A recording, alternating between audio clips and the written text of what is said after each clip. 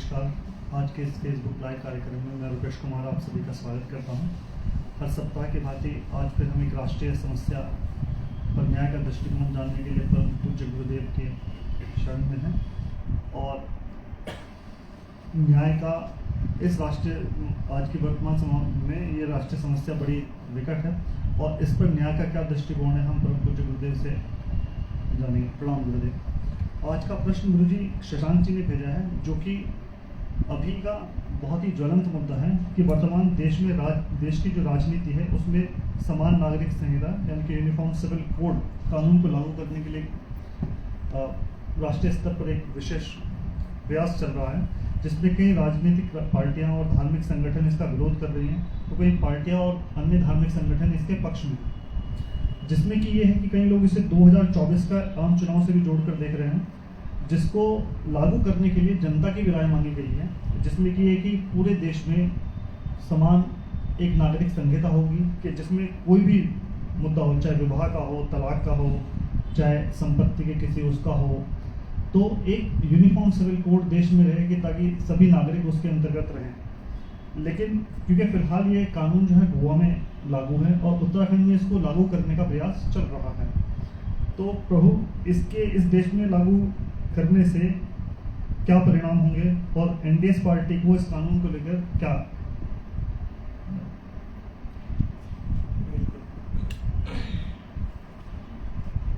NDS party का stand साफ है। ये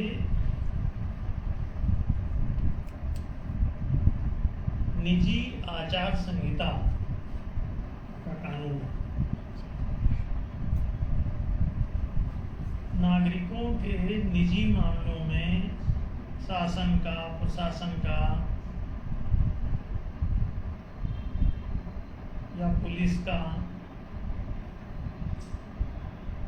कहीं से कोई हस्तक्षेप यदि है,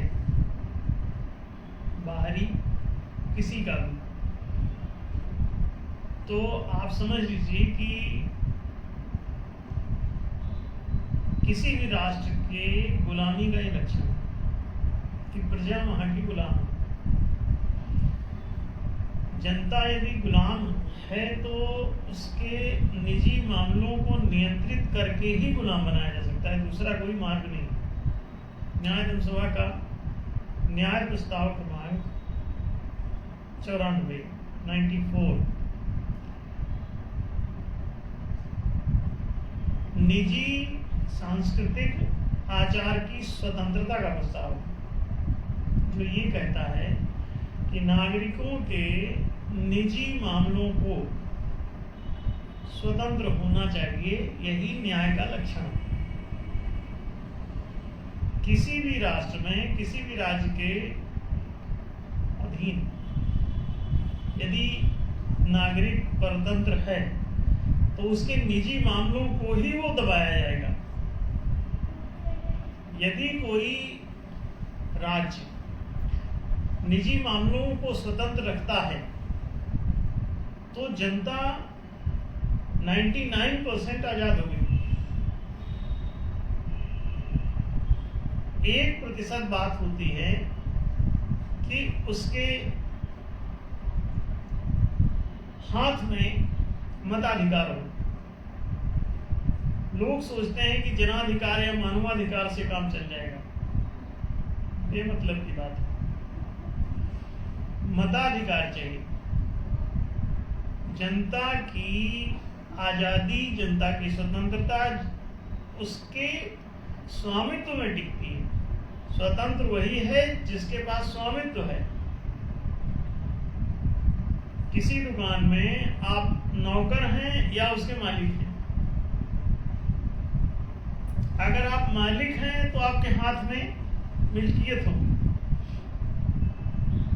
अगर आपके पास मिल्कियत नहीं है, स्वामित्व नहीं है उस दुकान का, तो आप नौकर ही होंगे। कहीं भी देख लीजिए। वही स्थिति राष्ट्रीय मामले में भी है कि यदि नागरिक स्वतंत्र हैं तो वो राष्ट्र में उनकी मिल्कियत होगी। मालिक होंगे वो। नागरिक के हाथ में यदि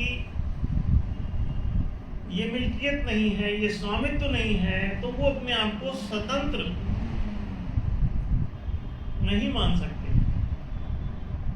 उन्हें तार्किक रूप से स्वतंत्र सिद्ध नहीं किया जा सकता। हर काम आपकी इच्छा के विरुद्ध ही होगा, आपके हितों के विरुद्ध होगा। तो जहां पर आप अपनी मर्जी से, अपनी मति से, अपनी बुद्धि से, अपने संकल्प से, अपने निश्चय से आप कुछ भी करने की स्थिति में नहीं हैं, वहां आपकी मिल्कियत कैसे प्रमाणित हुई? आप स्वामी कैसे हुए? स्वामित्व का अधिकार ही स्वतंत्रता का लक्षण है। कोई स्वतंत्र तभी है जब वो स्वामित्व प्रमाणित करता हो। और स्वामी होने का एक ही प्रमाण है कि उसके मत से ही चल रही होगी चीज। दुकान चलानी है तो अगर उसके मत से चलती है, उसकी बुद्धि से चल रही है दुकान, तो वो मालिक। और अगर उसकी बुद्धि की कुछ सुनी ही नहीं जा रही है, उससे राय ली भी नहीं जा रही है, पूछा भी नहीं जा रहा है, नाभिषेको न संस्कारा सिंहस्य क्रियते में गई, स्वाभिक्रमार्जिते राज्यम स्वयमेव मृगेन्द्रता, मृगों से पूछा ही नहीं जा रहा है, सिंह लोग राजा बन गए। जबरदस्ती अपने कानून लागू कर दे, जबरदस्ती नीति घोषित कर दी। क्या कि उनकी प्रजा में से 2 उनके ब्रेकफास्ट में चाहिए, 2 की बलि ली जाएगी, 2 लंच में, 2 डिनर में। तो जाते रहो 2-2 मृग। अब 2-2 हिरन अगर उनको नाश्ते में, लंच में और डिनर में चाहिए, तो वो हिरनों से पूछ के राजा बनेंगे? कैसे बनेंगे? ये राजा बनने के बाद ये नीति अगर लागू करनी है कि सुबह नाश्ते में 2 हिरन, अब ये पॉलिसी का मैटर, दोपहर में 2 नाश्ते में हिरन, फिर लंच में हिरन, फिर शाम को डिनर में भी 2 हिरन चाहिए। अब ये ब्रेकफास्ट में, लंच में, डिनर में अगर 2-2 हिरन मंगाने की नीति लागू करनी है, उनकी बलि लेने की, तो राजा कोई हिरनों से पूछने जाएगा और हिरन मान जाएंगे इस नीति को?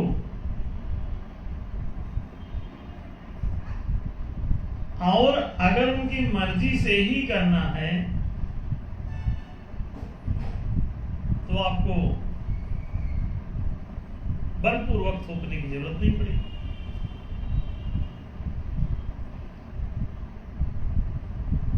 आप कोई भी पहले क्यों पूछ रहे हैं? अभी आपने बताया कि जनता से राय मांगी जा रही है कि ये जो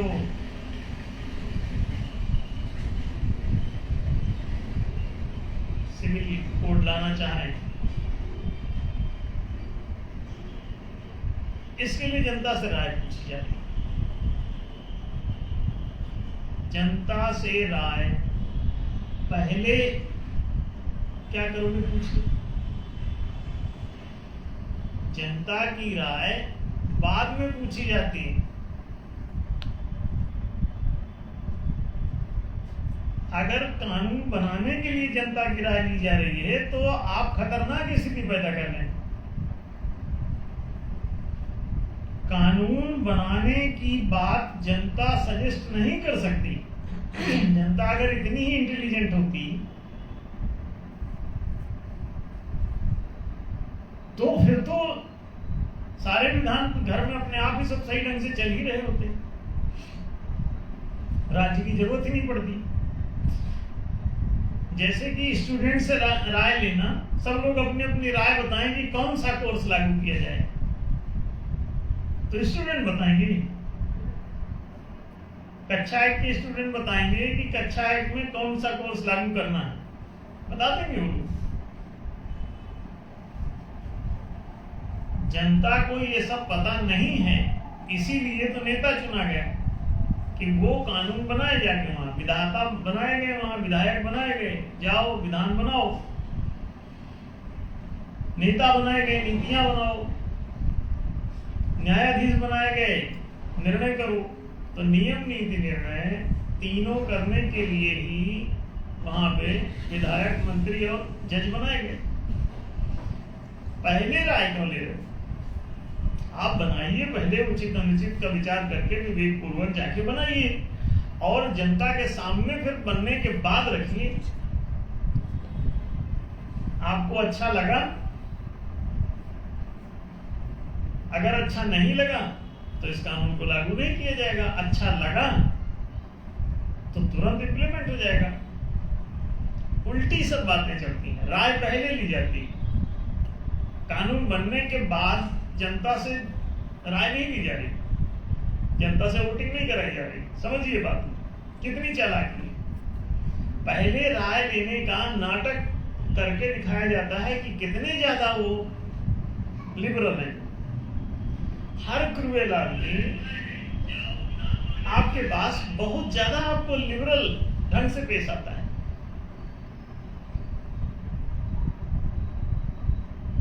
अगर किसी को आपको ठगना है तो बहुत सॉफ्ट बन के आएगा, नहीं ठग ही नहीं पाएगा, पहले उससे सावधान हो जाओ।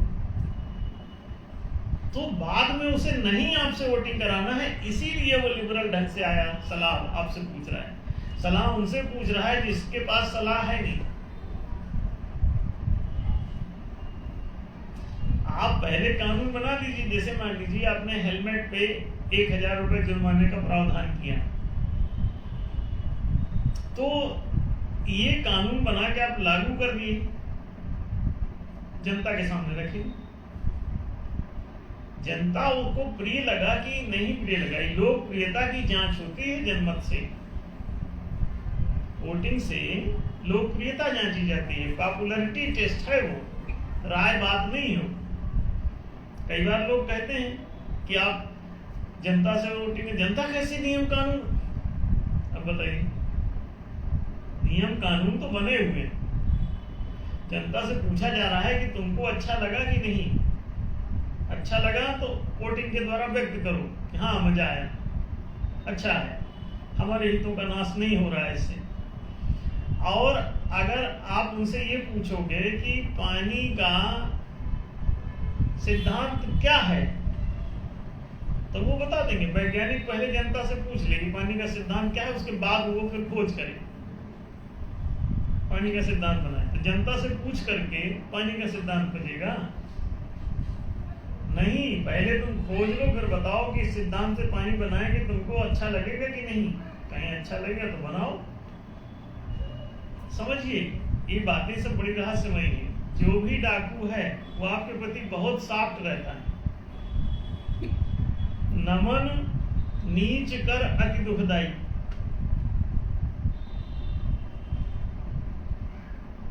ये जो दुष्ट की विनम्रता है, ये जो अधम प्रवृत्ति का आदमी है, धूर्त है, दुष्ट है, अपराधी किस्म का है, ये जो घटिया दर्जे का, निम्न दर्जे का आदमी है समाज में, ये किसी जाति और वंश के लिए नहीं कहा जा रहा है, ये इंसानियत में जो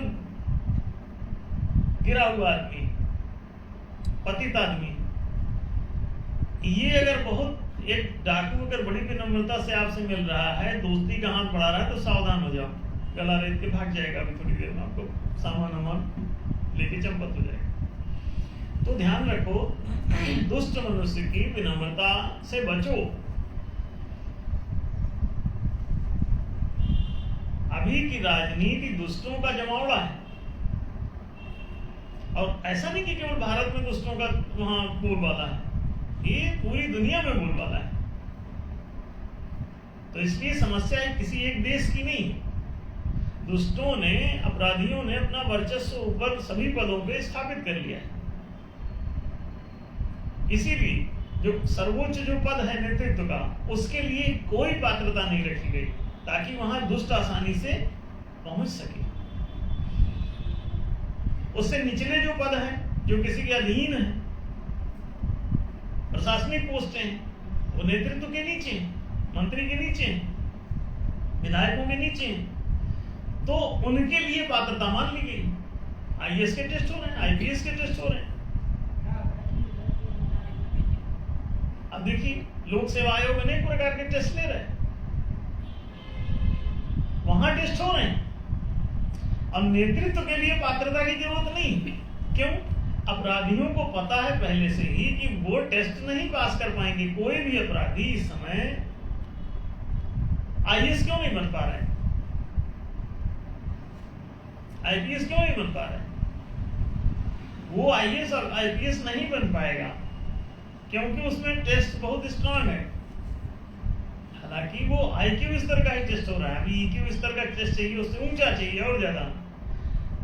लेकिन जो भी टेस्ट लिया जा रहा है अभी हल्के दर्जे का, उसी में वो चारों खाने चित्त हो जाते हैं। ज्यादा अपराधी है तो उस लेवल का ब्रेन ही नहीं रखता। तमोगुण के बिना आप अपराध कर नहीं सकते। तमोगुण में आलस्य होता है, निद्रालुता होती है। ऐसी दशा में आप प्रतिभाशाली नहीं हो सकते। तो आईएएस का टेस्ट निकालने के लिए कोई तामसिक आदमी सक्षम नहीं है, तो इसलिए वहां पर ऐसा होगा। तो ये जो अभी कोड लाया जा रहा है, विधेयक जो लाने की बात चल रही, समान आचार संहिता, तो समान नागरिक आचार संहिता नहीं, समान नागरिक व्यवहार संहिता लाओ। नागरिकों के आचरण पर निगाह हटाओ, उन्हें जो करना है करने दो। कोई शादी करेगा कि तलाक लेगा कि तलाक देगा, ये आपसी उनको करने दो, इनको जो मर्जी, अपनी मर्जी से है उनका, ये उनका निजी मामला है। ये कोई राष्ट्रीय मुद्दा है, इसका राष्ट्र से क्या लेना देना, इसका संविधान से क्या लेना देना। कोई आदमी शादी करेगा कि नहीं करेगा, संविधान से क्या मतलब इसका, कब करेगा कब नहीं करेगा, जिसको जब करना है करे ना करे। अब संविधान क्या कहेगा कि अटल बिहारी वाजपेयी को शादी करना पड़ेगा, नहीं तो जेल में डाल देंगे, उनको जुर्माना लगा देंगे कि रोज के 1000 रुपए जमा करो। निजी आचरण में कोई शादी करेगा कि नहीं करेगा, कब करेगा कब नहीं करेगा, लेट देम थिंक, करेगा कि नहीं करेगा, पहले करेगा कि बाद में करेगा, ये निजी मामले हैं। तलाक लेगा कि तलाक देगा, ये निजी मामला है। कोई किसी के साथ रहना चाहता है कि नहीं रहना चाहता, ये कानून में 40-40 साल मुकदमा चला है पहले, तब जाके वो किसी के साथ नहीं रहने की स्थिति में कोई आदमी उसके साथ आपराधिक व्यवहार कर रहा है, तो ये तो क्षणिक, वो अपनी मर्जी से जब मर्जी तो नहीं रहना चाहता या चाहती, तो वो अपने घर जाए, अपने जहां मर्जी वहां रहे। इसमें भी सब बाउंडेशन कि नहीं आप तलाक नहीं दे सकते, अरे तो तलाक नहीं दे, तुम जाके रहो उसके साथ, समझ में आ जाएगा। जबरदस्ती किसी को बाउंड करना, किसी के साथ रहने के लिए, उसकी निजता का हनन है पूरी तरह से। एक से बदतमीज से बदतमीज युगल जो है वो अलग नहीं हो पा रहे, कानूनी पक्षों के कारण नहीं पट रही है, इसके बाद भी वहीं रहना पड़ेगा। तो ये निजी मामले हैं कि कोई शादी करेगा कि नहीं करेगा, तलाक लेगा कि तलाक नहीं लेगा। जब पारस्परिक सहमति नहीं बन रही है तो इसमें कानून और पुलिस कहां से आती है बीच में? वो सहमत नहीं है भाई, सहमत है तो शादी कर ली, और सहमति उनकी खत्म हो गई तो अपनी अपनी जगह पर है। पारिवारिक संपत्ति का जो मामला है, वो शादी करते समय अपना एक एग्रीमेंट बना लिया करें कि आगे जो है संपत्ति तुम कमाओगे तो अपने पास रखोगे कि साथ मिलाओगे कि नहीं मिलाओगे, पहले ही एक कागज पे लिख के शर्तें, और कर लो शादी। अब वो अपनी मर्जी से शर्तें तय करो दोनों पक्ष मिलके, तो चाहो तो उसको रजिस्टर्ड भी करा लो, तो कानून उसमें आपको प्रोटेक्शन देगा। लागू करवाएगा कानून कि आपने तो कहा था कि हिस्सा बांटने आधा आधा होगा शादी के बाद, अब आधा नहीं दे रहे हो। अब बोले अगर 1 साल के अंदर तलाक हो जाएगा तो 10% मिलेगा, ऐसा लिख सकते हो अपनी मर्जी से। सरकार इसे नहीं लिख सकती, वो शर्तें उनके दोनों लोगों के आपसी समझौते हैं। जैसे कि आप अपना मकान किराए से ले रहे हैं तो इसमें सरकार को क्या लेना देना। सरकार तो अगर कोई चीज समझौता कानूनन कराया गया है और समझौते की शर्तों को कोई नहीं मान रहा है तो ये इलीगल बात है। ठीक है, वो समझौता आपने किया था तो उसको आप मुकर क्यों रहे। तो पहले जिस प्रकार का समझौता हो उसके अनुसार वो लोग चले। वो समझौता, कोई भी संविदा निजी होती है, दोनों पक्षों की सहमति से होती है समझौते संविधाएं। तो सरकार कहां से आ रही है। दो लोग हैं आपस में कहते हैं हम अपना कमरा की दुकान किराए से देना चाहते हैं, तो वो दुकान देना चाहते हैं, वो लेना चाहता है। अब लेने देने की शर्तें क्या है वो लिख लें, इसमें सरकारी कानून थोड़ी जाता है। और अगर सरकारी कानून आपके निजी मामलों में घुस रहा हो तो समझ जाना कि वो आपको गुलाम बनाने की प्रक्रिया के तहत है। समझौते अपने निजी मामलों में आप स्वतंत्र हैं। दुकान आपकी निजी है, आप देंगे कि नहीं देंगे किसी को, ये आपका निजी मामला है। किस शर्त पे देंगे ये भी आपका निजी मामला है। कोई शादी करना चाहता है, कोई अपनी बेटी ब्याहना चाहता है तो उसका निजी मामला है, वो ब्याहेगा कि नहीं ब्याहेगा, अब किन शर्तों पे ब्याहेगा, ये निजी मामला है। और ये दूसरा पक्ष का भी निजी मामला है कि लड़का वो शादी के लिए राजी है कि नहीं है, और राजी है तो किन शर्तों पे राजी है, तो ये भी उसका निजी मामला है। तो जब ये निजी मामले हैं तो इसमें ये घुसाया क्यों जा रहा है। एनडीएस जिस दिन आएगी, निजी आचार संहिता सबकी स्वतंत्र होगी, और जो लोग भी इस मुद्दे से परेशान हो सरकार के, वो न्याय सभा को वोट करें। जिस दिन इसकी सरकार बन जाएगी सारी दुनिया आजाद हो जाएगी। निजी चरित्र का नियंत्रण करके ही आपको गुलाम बनाया जाता है और कोई रास्ता नहीं। निजी मामले में आप क्या खाएंगे, क्या पिएंगे, क्या पहनेंगे, क्या ओढ़ेंगे, आप दाढ़ी रखेंगे कि नहीं रखेंगे, बुर्का पहनेंगे कि ओढ़नी ओढ़ेंगे, कि घूंघट निकालेंगे कि बिना घूंघट के रहेंगे, ये आपका निजी मामला है। हाँ, सार्वजनिक तल पे जैसे मान लीजिए पुलिस है, पुलिस का जो काम है वो सार्वजनिक काम है। तो जब भी कोई सार्वजनिक तल पे जाता है तो जैसे कि मान लो सरकार ये कह सकती है जैसे स्कूल में है तो स्कूल में स्कूल की अपनी कोई भी ड्रेस परिकल्पित हो सकती है। कोई संस्था है स्कूल चला रही है, सरकारी संस्था है स्कूल चला रही है, तो अपनी ड्रेस कोड अपने बना सकते हैं। अब वो ड्रेस कोड स्कूल के लिए ही लागू होगी। स्कूल से जब वो घर चला जाता है बच्चा या टीचर तो अपनी मर्जी से कुछ भी ड्रेस पहन सकता है घर की, लेकिन जब स्कूल आएगा तो पहन लेगा। जैसे पुलिस जब ड्यूटी पे जाएगी तो वो अपनी ड्रेस पहन के जाएगी जो प्रेस्क्राइब्ड है, और जब वो ड्यूटी से ऑफ होगी वो घर जाएगा जवान तो अपने घर में कुर्ता पाजामा पहन के घूमे, लुंगी लपेट के घूमे, उसकी मर्जी। जहां पे व्यवहारिक मामला जहां से शुरू होता है वहां से न्याय शुरू होता है, कोर्ट शुरू होता है, कानून शुरू होता है। निजी मामलों के कानून नहीं होते। निजी मामलों में आदमी निजी तल पर स्वतंत्र होता है। ये स्वतंत्रता ही निजता की स्वतंत्रता, यही आपके आजादी का लक्षण है कि आप नागरिक के रूप में आजाद हैं या गुलाम, आप स्वतंत्र हैं या दास हैं। अगर ये स्वतंत्रता नहीं है, ये फ्रीडम नहीं है, तो आपको जिसने भी आपको कंट्रोल कर रखा है आप उसके गुलाम हैं। तो हमेशा ध्यान रखिए, बहुत बड़ा विषय है निजी सांस्कृतिक मामले। संस्कृति हमेशा निजी होती है, सभ्यता हमेशा पारस्परिक होती है। तो निजी मामलों की स्वतंत्रता होती है और पारस्परिक मामलों की न्यायशीलता होती है। निजी आचरण के लिए आप अपने ढंग से देखो क्या करना है आपको, क्या नहीं करना है, क्या कैसे चलना है, कैसे उठना है, कैसे बैठना है, क्या पहनना है, क्या ओढ़ना है, क्या खाना है, क्या नहीं खाना है। कोई अंडा खाएगा कि आलू खाएगा, लेट हिम थिंक पर्सनली। वो कोई कंघी कैसे करेगा, दाढ़ी बनाएगा कि नहीं बनाएगा, वो बुर्का पहनेगा कि नहीं पहनेगा, ये सबके निजी मामले हैं। लेकिन कोई विद्यालय में घुस के कहता है बुर्का पहन के घुसेंगे, ये पागलपन है।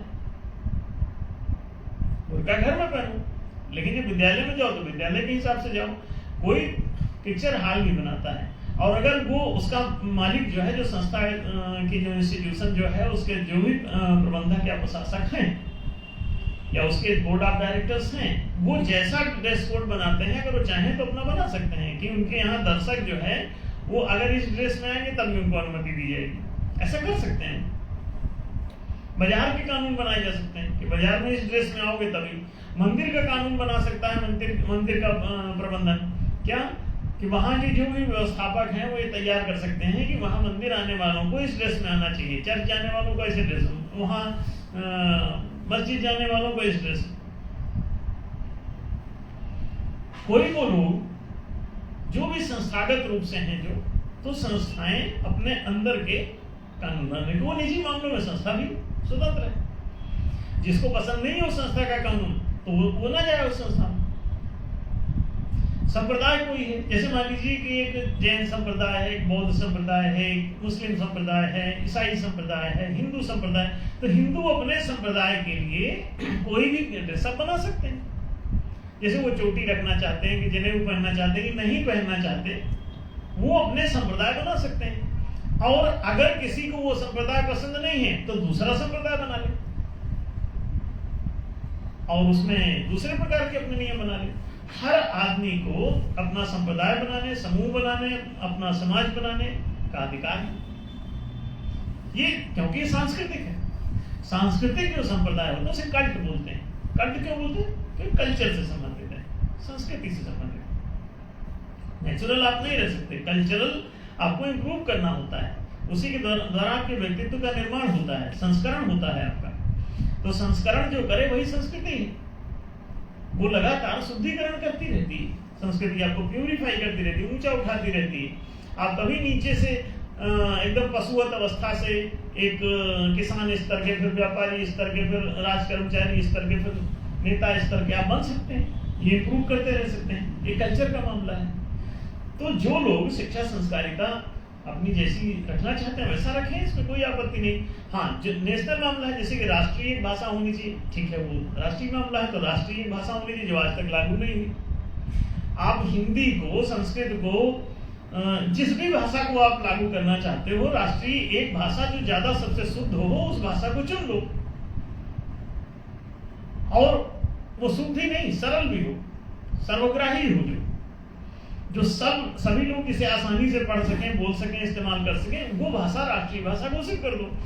और राष्ट्रीय सारे कर्म जो सार्वजनिक हो वो उसी भाषा में किए जाएं। और सेकंड भाषा जो है वो ऐच्छिक कर दी जाएगी। जो भी लोग पढ़ना चाहते हैं अपनी, जैसे पंजाब में पंजाबी पढ़ना चाहते हैं, गुजरात में गुजराती, राष्ट्रीय भाषा के बाद सेकंड लैंग्वेज, वो लोकल लैंग्वेज जो भी उनकी अपनी स्थानीय भाषा है, या जिसे मातृभाषा कहते हैं, या जो भी भाषा वो कहते हैं, उसको मुसलमान ने कहता उर्दू पसंद है, ठीक है, आप एक राष्ट्रीय भाषा पढ़िए और सेकंड लैंग्वेज आप उर्दू पढ़ लीजिए। गुजराती कहता हूँ गुजराती, मराठी कहता हूँ मराठी, कन्नड़ कहता हूँ कन्नड़, तमिलियन कहते हैं तमिल, बिहार वाले कहते हैं कि वो मैथिली भाषा पढ़ेंगे, ठीक है, आप एक राष्ट्रीय भाषा पढ़िए और दूसरी आप लोकल भाषा पढ़िए। तो ये तो दिस इज वेरी सिंपल। तो ये निजी मामलों की स्वतंत्रता का विषय है। इसमें ये जो भी यूनिफॉर्म कोड सबके लिए बनाने की कोशिश की जा रही है, पहले तो इस पूरे कोड की ही जरूरत नहीं है। ये पूरा कोड ही फर्जी है, इसकी कोई आवश्यकता नहीं, किसी राष्ट्र को नहीं है, यहां से अमेरिका तक किसी को नहीं है इसकी जरूरत। और ये बलपूर्वक आप कैसे किसी को कह सकते हैं कि आप बुर्का पहनेंगे कि नहीं पहनेंगे, कोई चोटी रखेंगे, बाल मुड़ाएंगे, सबका बाल आप मोड़ देंगे, तो ये तो तानाशाही, बदमाशी। निजी मामलों में हर व्यक्ति स्वतंत्र है, वो शादी करेगा कि नहीं करेगा, तलाक देगा कि नहीं देगा, तलाक लेगा कि नहीं लेगा। आप दूसरे को ये नहीं कह सकते, अगर कोई सहमत नहीं है तो बलपूर्वक आप किसी को ये नहीं कह सकते वो तलाक नहीं ले सकता। ये तो उसकी निजता का हनन है पूरी तरह से। जब जो तलाक लेना चाहे तुरंत ले सके, और उनके आपसी समझौते में उन्होंने क्या लिखा है वो शर्तें लिख लिया करें, और अगर कुछ नहीं लिखा है तो अभी जो तय हो जाए वो कर ले। बिना शर्त के भी कोई शादी किया है तो इसका मतलब उसे हर शर्त मंजूर है दोनों को एक दूसरे की, तो अपना आप जैसा चाहे वैसा कर लें, नहीं रहना ना रहे। जिसको लगता है कोई खतरा है तो शर्तें पहले तय कर लें, एग्रीमेंट करके वो शादी करें। फिर अब इन सबके अपने निजी होंगे एग्रीमेंट, जैसे हर दुकानदार अपनी शर्तें निजी बनाता है, हर दुकान के लिए कोई पैरामीटर थोड़ी ना तय किया जा सकता है कि वो शर्तें क्या रखेगा, सीधे से सिद्धांत है। तो ये सभी मामले निजी हैं, शादी के, ब्याह के, तलाक के, कपड़ा पहनने के, वेशभूषा के और निजी भाषा के।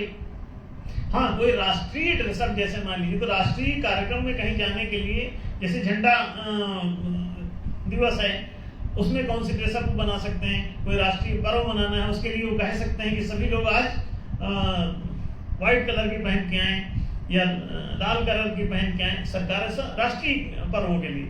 और बाकी में निजी मामले जो है उसमें स्वतंत्र है नागरिक, वो कह सकते हैं कि जो परेड में शामिल होना चाहता है वो इस ड्रेस में आए तो परेड में उसको अनुमति मिलेगी, ड्रेस अगर पहन के नहीं आएगा उस रंग की तो उसे बाहर कर दिया जाएगा, ठीक है।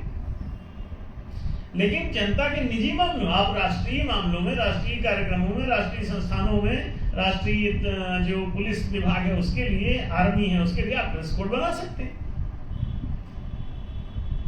आप वहां पे ये भी कह सकते हैं कि वहां शादीशुदा न जाए, आप ये भी कह सकते हैं कि केवल शादीशुदा है, जो मर्जी सरकार जैसा चाहे अपने संस्थानों के लिए वो जो चाहे नियम बना ले।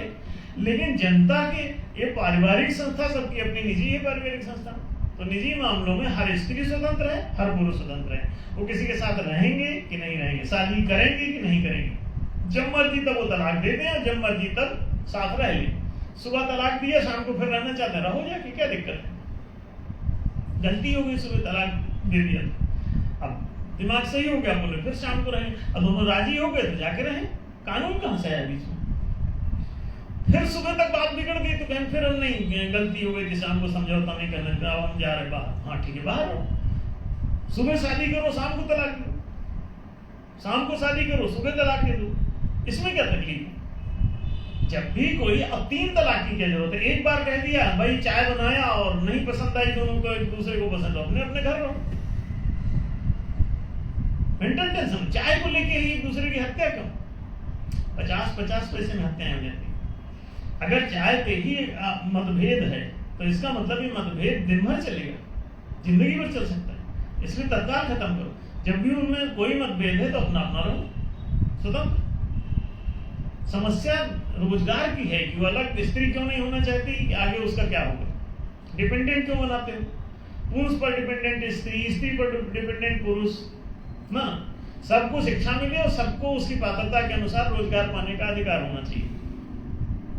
कोई समस्या नहीं तलाक की, कोई समस्या नहीं किसी के बर्बाद हो जाने की, बच्चे जिसके साथ रहना चाहें उसके साथ रहें, बच्चों की मर्जी, बच्चा जिस तरफ जाए।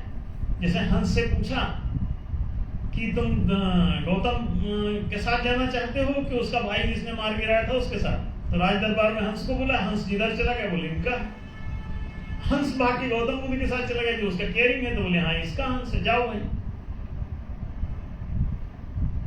बच्चे जो उनकी ज्यादा केयर करेगा उसकी तरफ अपने आप चले जाएंगे। तो ये कोई झगड़े की बात ही नहीं, विवाद का विषय नहीं। निजी आचार की स्वतंत्रता, सांस्कृतिक रूप से जितने भी आचार संबंधी बातें हैं वो सब स्वतंत्र हैं, इंडिपेंडेंट, तो ये विवाद का विषय नहीं है। और ये पूरी तरह से न्याय धर्म सभा का तो स्टैंड बिल्कुल साफ है, इसका 94 नंबर एक न्याय प्रस्ताव है, पूरी तरह से लागू होता है और इसको क्लियर करता है। धन्यवाद जोड़े। न्याय ही समस्त राष्ट्रीय और सामाजिक समस्याओं का समाधान है। न्याय की प्रचार ही न्याय की प्रतिष्ठा है। तो अधिक से अधिक मात्रा में इस फेसबुक लाइव कार्यक्रम को शेयर कीजिए और अधिक से अधिक लोगों तक न्याय की जानकारी पहुंचाएं। अगले सप्ताह फिर एक राष्ट्रीय समस्या पर न्यायशील समाधान प्राप्त करने के लिए पुनः उपस्थित होंगे। धन्यवाद।